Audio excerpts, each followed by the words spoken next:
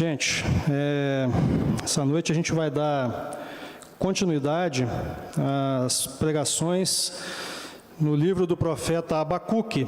Então eu queria pedir já de antemão que você abra a sua Bíblia em Abacuque, no capítulo 2, e hoje nós vamos trabalhar aqui dos versos 12 a 14, seguindo a nossa sequência. Se você, por um acaso, não tiver com a Bíblia, ou como eu, se eu estiver enxergando com um pouco de dificuldade o texto aqui, acho que vão projetar ali também, né? Abacuque 2, versos 12 a 14. Quem achou, diz amém. Amém, ótimo. Diz assim a palavra do Senhor: ai daquele que edifica a cidade com sangue e a fundamenta com iniquidade. Não vem do Senhor dos exércitos que as nações labutem para o fogo e os povos se fadiguem em vão? Pois a terra se encherá do conhecimento da glória do Senhor, como as águas cobrem o mar. Esse eu vou repetir. Pois a terra se encherá do conhecimento da glória do Senhor, como as águas cobrem o mar. Oremos. Santo Deus, Pai Todo-Poderoso, Senhor, nós colocamos em Tuas mãos este momento, Pai, de pregação da palavra. Suplicamos, ó Pai, que o Senhor dê toda a provisão, ó Pai, aos corações que vão ouvir e capacite, ó Pai, o pregador, não porque o pregador tem alguma qualidade, porque não tem, mas o Teu Espírito Santo é o Todo-Poderoso também. Te agradeço, ó Pai, e louvo por tudo isso em nome do Senhor Jesus. Amém. Bom, gente, eu queria começar aqui essa noite fazendo uma breve recapitulação daquilo que está sendo feito até aqui, nesse livro do profeta Abacuque. E o profeta Abacuque é um profeta um pouco diferente dos demais que a gente vê, porque o profeta Abacuque, na verdade, no seu livro, ele meio que dialoga com Deus. Ele lança algumas súplicas e algumas até mesmo reclamações diante de Deus a respeito do povo de Judá, que é um povo injusto, é um povo ímpio. E ele pergunta: Senhor, como é que pode o justo estar sendo massacrado pelo injusto aqui na minha nação, na nação de Judá? Abacuque está falando isso mais ou menos no ano 608 a.C., mais ou menos. E é um momento muito singular, porque é o momento em que o último rei, temente a Deus, de Judá e também de Israel, havia falecido, que era o rei Josias.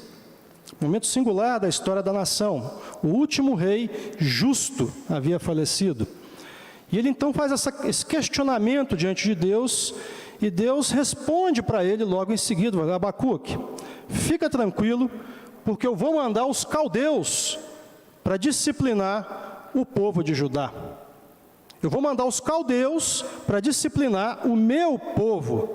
E Abacuque então fica perplexo, porque ele imagina: mas como pode o Senhor mandar para nos disciplinar uma nação que é pior do que nós, que é mais ímpia do que nós, a saber os caldeus, a saber a Babilônia? E então Abacuque faz esse novo questionamento e Deus coloca algumas informações a mais para ele, que são os 5 ais aqui do capítulo 2. E ele diz o seguinte: olha, não se preocupe, porque eu também vou punir os babilônios pela sua impiedade no futuro. E aqui então ele coloca diante de nós os 5 ais do capítulo 2. Os 2 primeiros ais, o reverendo Marco Antônio nos trouxe a palavra na semana retrasada, e hoje nós estamos vendo aqui esse terceiro ai. Ai daquele que edifica a cidade com sangue e a fundamenta com iniquidade. Pois bem, eu queria fazer uma partezinha aqui na palavra agora, e eu vinha meditando nessa passagem ao longo das últimas 3 semanas praticamente, nos últimos 20 dias talvez. E quando você medita na palavra do Senhor, você vai pensando em várias coisas ao mesmo tempo, e algumas coisas vão te vindo à mente, à memória, coisas que você viveu, coisas pelas quais você passou, e que fizeram, de alguma maneira, marcaram a sua vida, e eu queria compartilhar um pouco com os irmãos aqui, para usar como gancho nessa palavra aqui de hoje. E para isso eu queria até mesmo, assim, acho que a turma daqui de trás, ver quem da turma aqui, eu estou com 47 anos de idade, e quem da turma aqui está nessa faixa aí de 44, 43, 45, 50 talvez, vocês vão se identificar com o que eu vou dizer agora. A turma aqui do canto, acho que não, né? Tá também? Acho que, bom, não sei, né? Ok, eu acredito. Maravilha. Mas eu estou com 47 e, bom, eu nasci em 73 e ali pelo final da década de 70, meados dos anos 80 já, eu estava ali entre 7 e 14 anos de idade, e os irmãos que viveram aquela época vão se lembrar daquilo que eu vou dizer. O mundo era bem diferente do que é hoje, a vida era bem diferente do que é agora. Nós não tínhamos internet, nós não tínhamos rede social, nós não tínhamos quase nada disso que nós temos agora à disposição, né? Então, vou pedir para você levantar a mão se você se identificar com o que eu vou dizer agora. Quando eu ia para a escola, o calçado que eu calçava era o quichute. Quem já calçou um quichute na vida aí? Ó, rapaz, eu calçava quichute também, né? Essa vai ser mais difícil. Quando eu era menino, na virada da década de 80, né, meados da década de 80, o sonho de consumo que a gente tinha eram basicamente dois, pelo menos foram os meus, né? A gente jogava o Atari, o videogame da época, quem já jogou Atari na vida, né? Alguns aqui, já tem menos gente, ó, já falhou no teste, tá vendo? Tá certo? A gente queria muito ganhar uma bicicleta, e a bicicleta do momento para os meninos era ou a BMX ou a Caloi Cross. Quem já pilotou uma BMX ou uma Caloi Cross na vida aqui, ó? Pouquinho de gente só. Pastor Bedes, acho que não, né? Está com a fase um pouco mais experiente, né? Maravilha. Danoninho, vale por um bifinho. Quem já comeu Danoninho na vida? Essa é mais fácil, quer ver? Se você era menino naquela época, você ficava acordado até tarde da noite de segunda para assistir o Tela Quente, né? Quem já assistiu o Tela Quente aqui, eu fico acordado até tarde. Hoje, quase ninguém mais, né? Você provavelmente como eu, você assistiu Rock um Lutador na Tela Quente, né? Quem assistiu Rock um Lutador na Tela Quente? Mesma época, né? E provavelmente você jogou uns 6 ou 7 ovos crus no liquidificador na madrugada, tomou daquele jeito e saiu para correr. Quem já fez isso alguma vez na vida? Mas ninguém confessa agora, né? Imagina, né? Já pensou? Ó, tá vendo aí, ó. Mas olha, o que me puxou o gancho para falar isso tudo aqui para vocês? Naquela época, a gente jogava bola na rua. E geralmente era na rua de bloquete, tinha uns buracos do bloquete. E você, às vezes, jogava bola no campo e o campo era de terra batida, não tinha grama, não tinha esse gramado macio que a gente está acostumado hoje aí. A gente pegava BMX, eu peguei minha BMX uma vez e eu saí escondido de casa e eu andei 16 quilômetros no meio do mato com a BMX, sozinho. Fui e voltei. Ninguém ficou sabendo. Minha mãe nem sabia dessas travessuras que eu fazia. É um perigo danado. Você jogava bola na rua, você brincava de pique na rua e, invariavelmente, andando de bicicleta, jogando bola na rua, você voltava para casa com algum corte. Quem já levou corte aí voltou para casa? Né? Muita gente, né? Pois é, só que nessa hora, quando você chegava em casa e a sua mãe via o machucado, basicamente, a minha mãe passava duas coisas em mim. E eu acho que vocês vão se identificar com isso também. A primeira delas era água oxigenada, né? Que era uma aguinha branquela, sem cor nenhuma, e quando você jogava no machucado, e o pior machucado que tinha, geralmente era o de joelho, né? Que é o que mais ardia, jogava água oxigenada e aquilo não ardia, aquilo borbulhava um pouquinho, né? Fazia aquelas borbulhas assim de que estava desinfetando o local. Mas a segunda coisa que minha mãe jogava no machucado, e se fosse no joelho era terrível, era o mertiolate. Quem já levou mertiolate da mãe na infância aí, levanta a mão. E geralmente quando você viu o mertiolate na frente, os meninos de hoje não sabem o que é isso, porque no século XXI o mertiolate não arde mais, vamos lembrar. Quando você viu o mertiolate na frente, o vidrinho de mertiolate, você via sua mãe tirando aquela tampa, e tinha meio que uma pazinha furada, né, que era a tampa daquele negócio, onde vinha um líquido vermelho, que era o mertiolate, aquilo já era o suficiente para você causar terror e pânico. Todo mundo morria de medo do mertiolate, né? Mas, de certa forma, o mertiolate era o quê? Era aquilo que a sua mãe usava para curar o machucado que você tinha.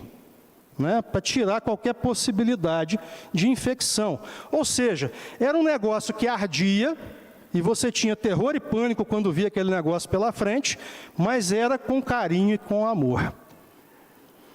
A sensação que eu tenho com o texto de Abacuque, agora fazendo esse gancho, é que quando Deus manda os caldeus para disciplinar o povo de Judá, o que ele está mandando é como se fosse o mertiolate celestial.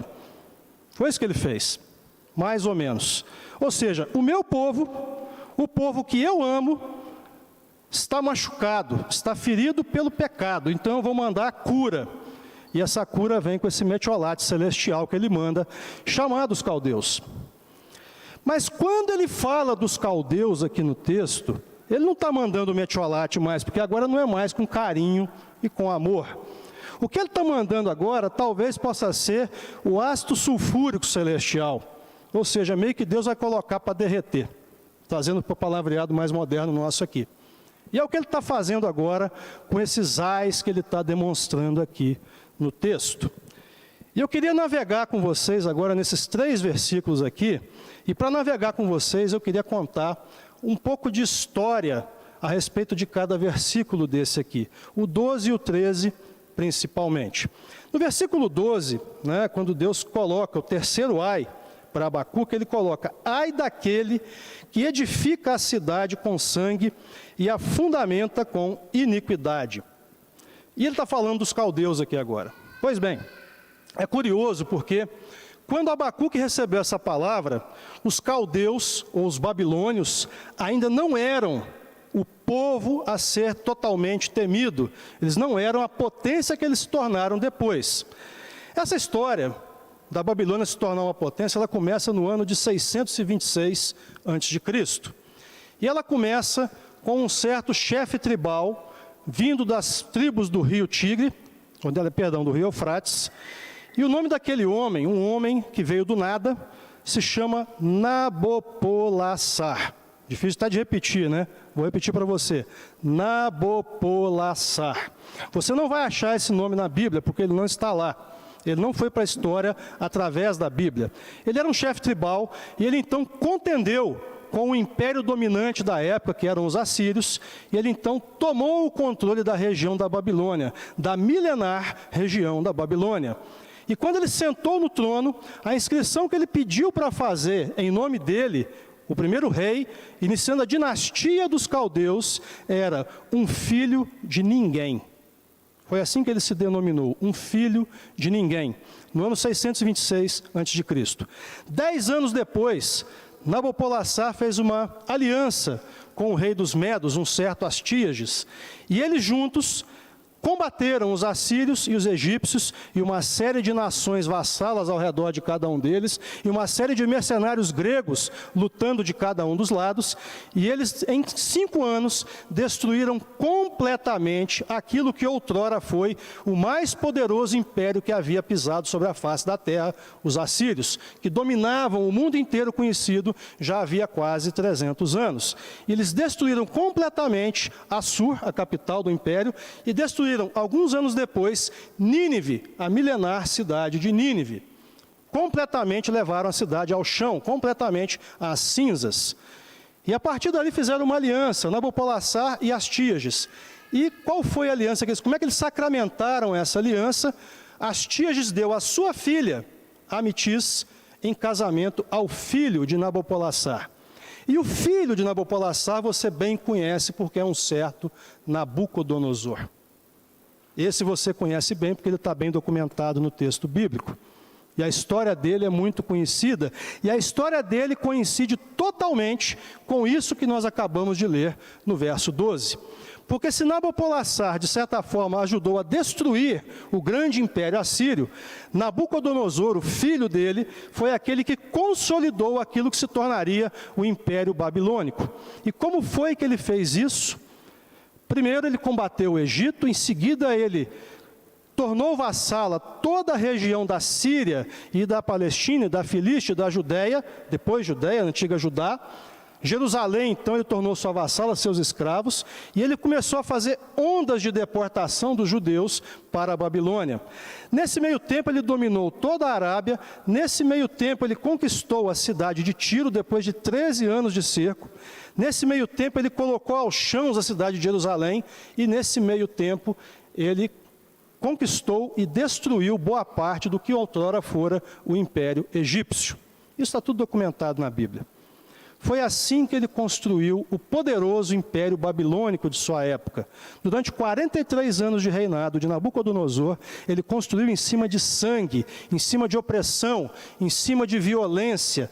E é aqui que Deus está colocando: ai daquele que edifica a cidade com sangue e a fundamenta com iniquidade. É aqui que ele coloca o texto a respeito dos caldeus, a respeito de Babilônia. Porque tudo isso que ele fez teve um grande objetivo de formar o seu grande império, mas também de edificar, de embelezar a sua grande cidade chamada Babilônia. Nessa mesma época, Nabucodonosor ergueu talvez uma das maiores obras do mundo antigo, uma das 7 maravilhas do mundo antigo, chamado os Jardins Suspensos da Babilônia. E sabem pelo que ele fez esse jardim? Apenas para agradar a sua esposa. À base do sangue de milhares e milhares de pessoas, de muitos povos a quem ele escravizou e a quem ele destruiu e a quem ele matou. Foi isso que ele fez. Mas o texto não para aqui. O texto continua. Não vem do Senhor dos exércitos que as nações labutem para o fogo e os povos se fatiguem em vão? Ou seja, por mais poderoso que Nabucodonosor fosse, por mais poderoso que fosse o Império Babilônico, o que Deus está falando é que eles labutam para o fogo, ou seja, eles labutam para a destruição. Nabucodonosor governou a Babilônia por 43 anos, do ano 605 até o ano de 562, quando ele faleceu e o império passou às mãos de seu filho. Eu até acredito que Nabucodonosor foi tratado com misericórdia por Deus, porque Nabucodonosor, pelo que eu me lembro, é o único homem que não é do povo de Deus e que teve um capítulo da Bíblia escrito na primeira pessoa por ele, a saber, Daniel capítulo 4. E a narração é toda de Nabucodonosor e é na primeira pessoa, e ele está contando ali o julgamento de Deus sobre ele. E o que ele está dizendo? Veio um sonho de noite e veio um vigilante e me disse que uma grande árvore seria cortada e sobraria apenas a raiz. Então o profeta Daniel diz para ele, quando ele chama todos os sábios do reino para explicar o sonho: Rei, a grande árvore é você que cresceu e se tornou grande e todos se colocam debaixo da sua sombra. Mas agora Deus, o Altíssimo, está dizendo para você que isso não é nada e que ele vai cortar a árvore, ou seja, ele vai levar a árvore ao chão, mas ele vai deixar as raízes. O que significa isso? É que você vai ser disciplinado por Deus, mas ele vai te permitir viver e ver o resultado desta disciplina. Um ano depois, Nabucodonosor passeava no seu palácio e ele olhava as maravilhas que era a cidade, as edificações que ele construiu, o jardim suspenso que ele construiu, e colocou da seguinte forma no texto bíblico: olha que maravilha que foi construído pelas minhas mãos e para a minha glória. Na mesma hora, diz a palavra de Deus, um anjo vem do céu e diz: chegou a hora de você ser julgado. E ele então se torna como se fosse um animal, e ele passa 7 tempos vivendo ao relento como se fosse um animal, até que cresceram seus cabelos, sua barba, suas unhas se tornaram como unhas de animal. Passados 7 tempos então, Nabucodonosor olha para o céu e ele diz: o Senhor permitiu que eu tivesse novamente entendimento. E agora eu sei que o Senhor é o Todo-Poderoso, Ele coloca reis, Ele tira reis do jeito que Ele quer. A sua vontade é soberana. E agora eu louvo, eu exalto e eu glorifico ao Senhor Altíssimo, Rei dos céus. Eu tenho a sensação de que isso são palavras de um homem convertido, mas eu não posso ter certeza. Eu acho que Deus teve misericórdia dele.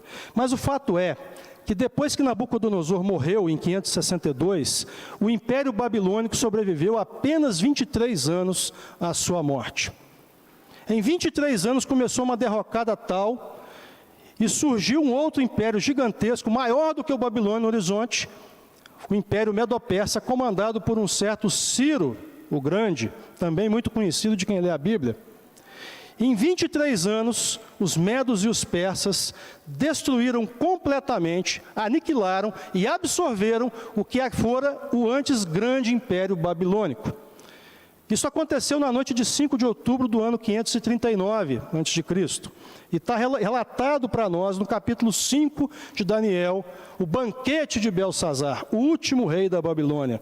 E diz o texto que Belsazar, na noite da destruição de Babilônia, cercado pelos medos e persas, na Babilônia mesmo, ele dá um banquete para 1000 dos seus grandes, e para dar esse banquete, cheio de prostitutas e tudo mais, ele manda vir os utensílios que Nabucodonosor havia trazido do templo do Senhor em Jerusalém. E ele manda que sirva-se vinho e sirva-se comida nos utensílios que antes eram do templo do Senhor. Então vem dedos na parede e escrevem, e ele fica aterrorizado. E o que é escrito na parede, só o profeta Daniel pôde interpretar. Aquele que estava jogado lá num canto do palácio da Babilônia, havia 23 anos, é chamado, porque a mãe de Belsazar diz, nos tempos de seu pai, havia um do povo judeu que sabia interpretar coisas difíceis.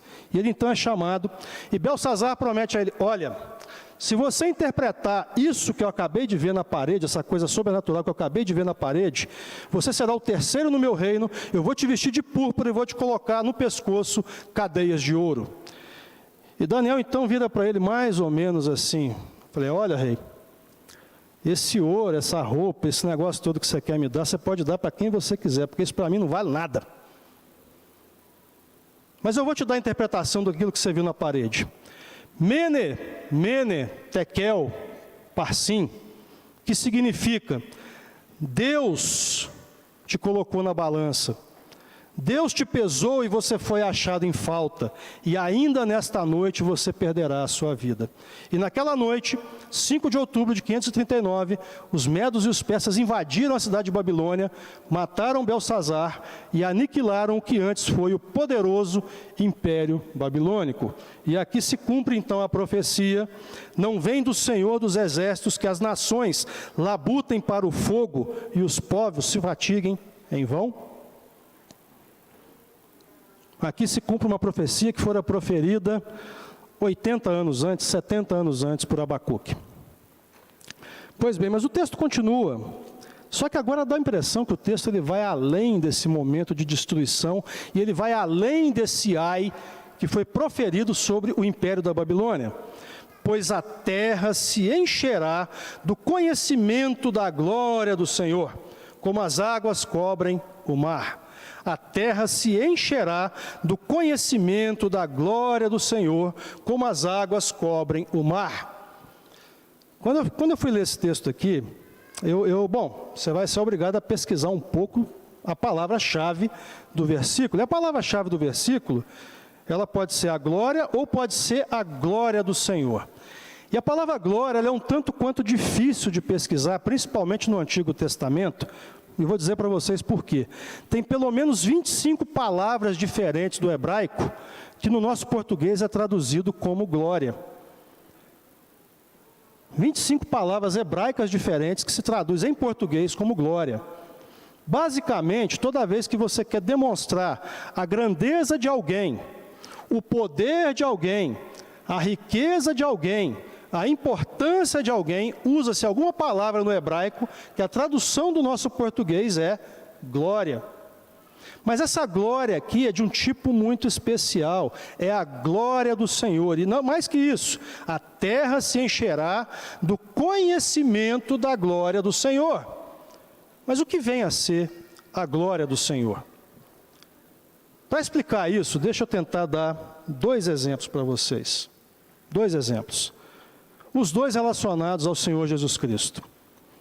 O primeiro deles está em João, no capítulo 1, no verso 14, quando João declara de maneira magistral, de maneira belíssima, e o Verbo se fez carne, e habitou entre nós, cheio de graça e de verdade, e nós vimos a sua glória.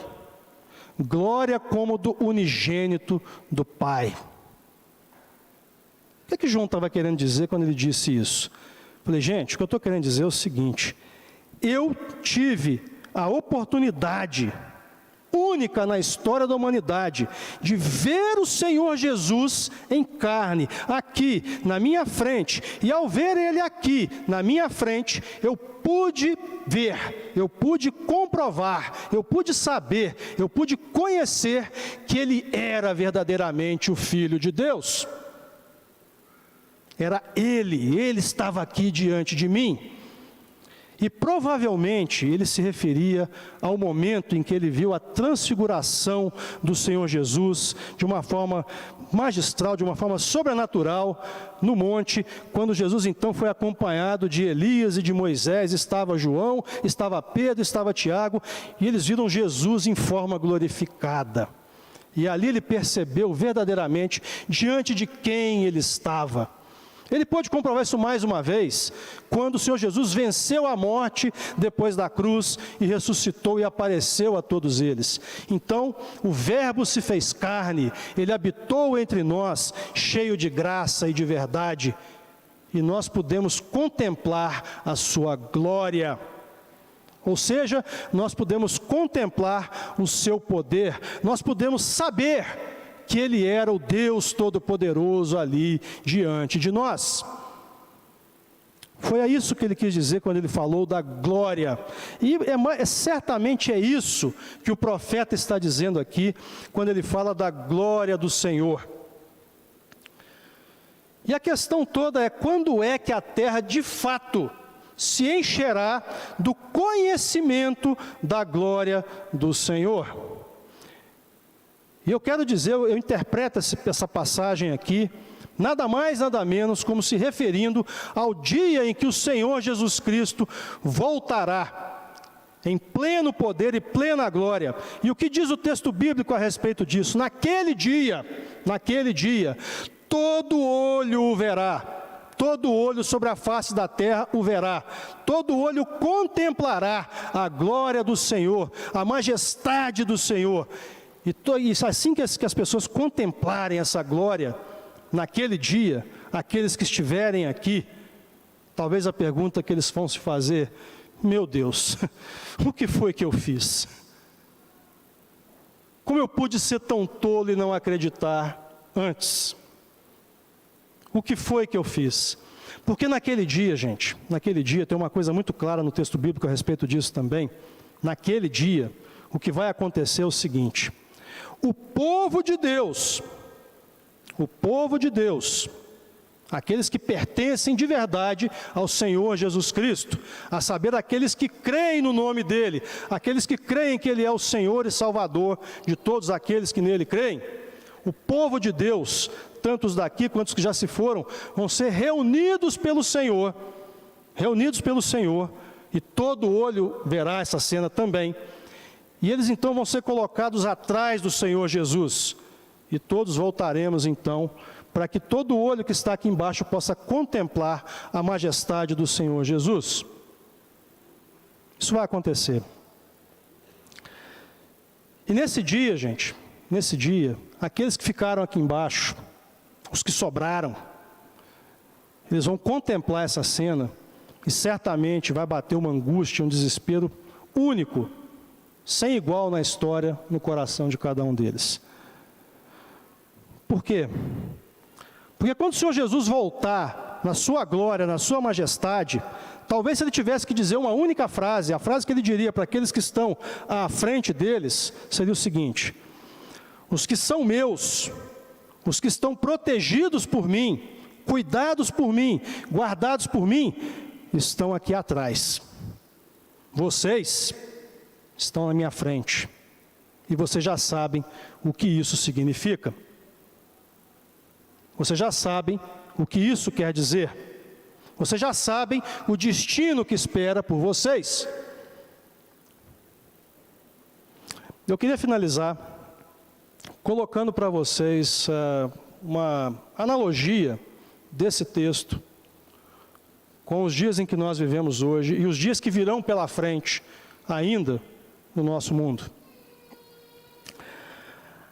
A nação Babilônia, o Império Babilônico, foi totalmente destruído, assim como o Senhor havia dito que faria.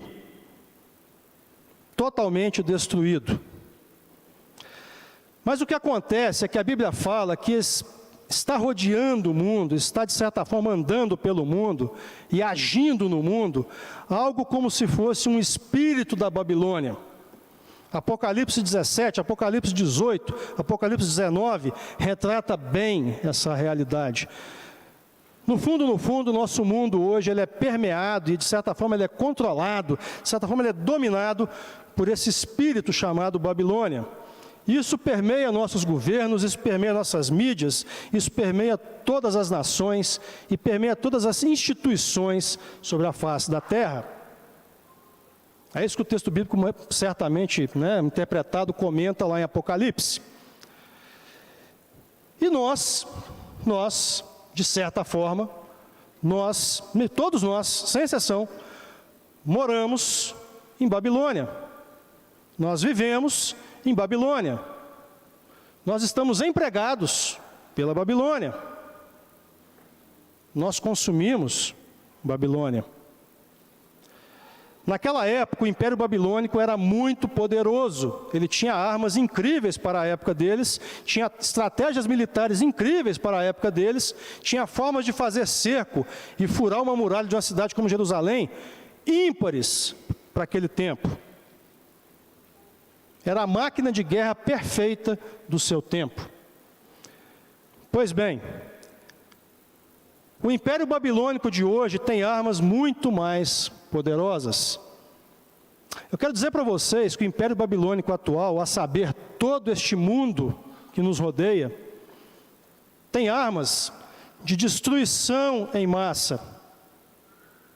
E nós sabemos disso. O mundo pode ser destruído a qualquer momento por qualquer uma dessas armas e pode ser destruído, se assim fosse possível, várias vezes. A Babilônia de hoje tem armas de convicção em massa, porque nós somos levados a acreditar que os nossos governos podem dar solução para os nossos problemas, que a ciência pode dar solução para os nossos problemas, que as instituições deste mundo podem dar solução para os nossos problemas. E acredite por você, pasme você, muitos de nós acreditam firmemente nisso.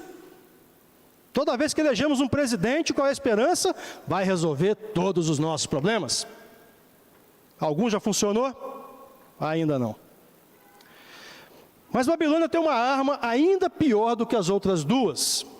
Ela tem armas de destruição em massa, armas de convicção em massa, e ela também tem agora, dos últimos 60 anos para cá, armas de sedução em massa. Por quê? Bom, basta você ir a qualquer filme no cinema, basta você ir a qualquer show por aí, basta você ligar sua televisão, basta você ligar seus serviços de streaming, basta você navegar nas redes sociais. São armas de sedução em massa, são armas de moldar comportamento, são armas de moldar cultura, são armas de moldar desejos. Dia desses saiu no Netflix o filme Dilema das Redes, algo que particularmente eu já sabia, porque estou inserido no mercado de tecnologia, mostrando que as redes sociais têm sistemas de inteligência artificial e aprendizado de máquina, e aprendizado profundo, que são muito mais inteligentes do que qualquer um de nós, do que o homem mais inteligente que há sobre a face da Terra. E aprendem numa velocidade muito maior do que nenhum de nós é capaz de aprender. E qual é a função desses sistemas todos? Qual é a função deles? A função deles é aprender tudo o que se pode aprender sobre cada um de vocês e cada um de nós. E pasmem vocês, esses sistemas hoje conhecem cada um de nós muito mais do que nós mesmos, a ponto de indicar qual é o comportamento que ele quer que eu tenha e fazer com que aconteça. Armas de sedução em massa. Qual é a pergunta que realmente importa para nós aqui? Porque nós estamos inseridos nesse sistema. Nós somos parte, de certa forma, desse sistema. A grande pergunta é se nós somos ou não totalmente absorvidos por esse sistema. Se nós somos ou não dominados, controlados, convencidos, seduzidos pela Babilônia de hoje. A grande capacidade da Babilônia atual, na verdade, é a furar a nossa muralha espiritual. E, para fazer isso, creiam vocês, é um adversário formidável, tal qual nunca foi visto antes na história da humanidade. A grande qualidade que ela tem é furar muralhas espirituais. E a grande decisão é uma maneira pela qual eles são convictos, é a forma como eles querem fazer. Essa é a Babilônia dos dias de hoje. A grande pergunta é se você é absorvido por esse sistema, ou se a sua muralha espiritual está manchada com o sangue do Cordeiro. Se a sua muralha espiritual, ela é pintada, ela é protegida, ela tem um selo por cima dela, que é o sangue do Cordeiro. A grande questão é se você vive para esse mundo, ou se você vive para ver a glória do Senhor atrás dele. Quem somos nós? Só tem uma frase que eu preciso dizer para você, para terminar aqui nessa noite. E é a frase que o anjo diz para o povo de Deus em Apocalipse 18. E é uma frase espiritual, não é uma frase física. E a frase é bem simples: sai dela, povo meu. Sai dela, povo meu, para não ser achado como cúmplice dos seus pecados e não ser pego no julgamento que ela vai sofrer. Sai dela, povo meu. Abandona esse sistema corrupto que só está aí para te levar à morte e à destruição. Sai dela. No seu coração, abandona e entregue-se totalmente ao Senhor Jesus Cristo. Se essa palavra serviu de alguma coisa para você nessa noite, se você se identificou com alguma coisa dessa palavra, eu quero te fazer um convite nesta noite à reflexão. Eu quero te fazer um convite ao arrependimento. Eu quero te fazer um convite ao quebrantamento de coração e à entrega total ao Senhor Jesus Cristo. Sai dela, povo meu, e abraça a salvação prometida pelo Senhor. Amém? Que Deus abençoe a todos esta noite.